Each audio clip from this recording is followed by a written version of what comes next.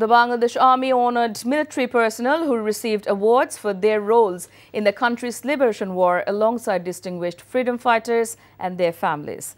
The ceremony held today at the Army Multipurpose Complex in Dhaka Cantonment to mark this year's Armed Forces Day paid tribute to the heroes who played important roles in the nation's fight for independence. Army Chief General Waqar-e-Zaman exchanged pleasantries with the awardees and the relatives of the war heroes during the event.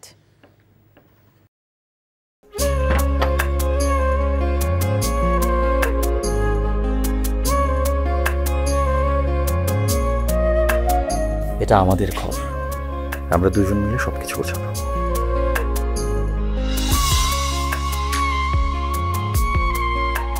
বাহ, এই ঘরটা এতদিন মরে আসছিল, নতুন বউয়ের হাত পরে একটা চক চক চক চক করতেছে।